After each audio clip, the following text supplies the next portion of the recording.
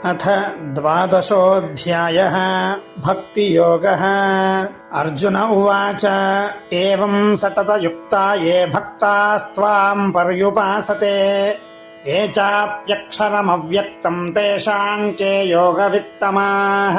श्रीभगवानुवाच मय्यावेश्य मनो ये मां नित्ययुक्ता उपासते श्रद्धया परयोपेतास्ते मे युक्ततमा मताः। ये त्वक्षरमनिर्देश्यम् अव्यक्तं पर्युपासते सर्वत्र गमचिन्त्यं च कूटस्थमचलं ध्रुवम् सन्नियम्येन्द्रियग्रामं सर्वत्र समबुद्धयः ते प्राप्नुवन्ति मामेव सर्वभूतहिते रताः। क्लेशोऽधिकतरस्तेषाम् अव्यक्तासक्तचेतसाम् अव्यक्ता हि गतिर्दुःखम् देहवद्भिरवाप्यते ये तु सर्वाणि कर्माणि मयि सन्न्यस्य मत्पराः अनन्येनैव योगेन मां ध्यायन्त उपासते तेषामहं समुद्धर्ता मृत्युसंसारसागरात् भवामि न चिरात् पार्थ मय्यावेशितचेतसाम् मय्येव मन आधत्स्व मयि बुद्धिं निवेशय निवसिष्यसि मय्येव अत ऊर्ध्वं न संशयः। अथ चित्तं समाधातुं न शक्नोषि मयि स्थिरम् अभ्यासयोगेन ततो मामिच्छाप्तुं धनञ्जय अभ्यासेऽप्यसमर्थोऽसि मत्कर्म परमो भव मदर्थमपि कर्माणि कुर्वन् सिद्धिमवाप्स्यसि।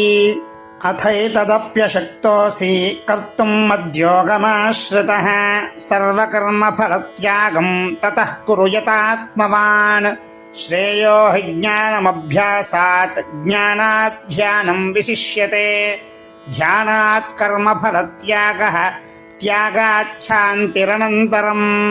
अद्वेष्टा सर्वभूतानां मैत्रः करुण एव च निर्ममो निरहङ्कारः समदुःखः सुखः क्षमी सन्तुष्टः सततं योगी यतात्मा दृढनिश्चयः मय्यर्पितमनो बुद्धिर्यो मद्भक्तः स मे प्रियः।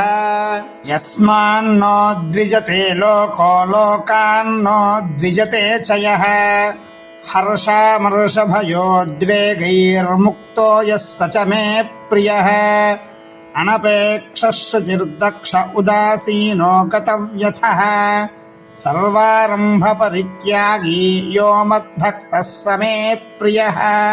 तुल्यनिन्दास्तुतिर्मौनी सन्तुष्टो येन केनचित् अनिकेतस्थिरमतिर्भक्तिमान् मे प्रियो नरः।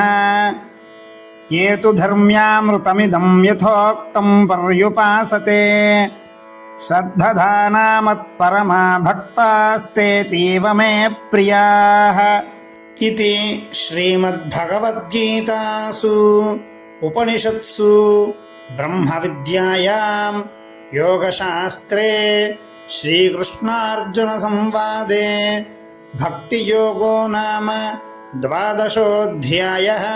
ఇటువంటి మరిన్ని స్తోత్రాల పారాయణ కోసం మా ఛానల్ని లైక్ చేసి సబ్స్క్రైబ్ చేయండి.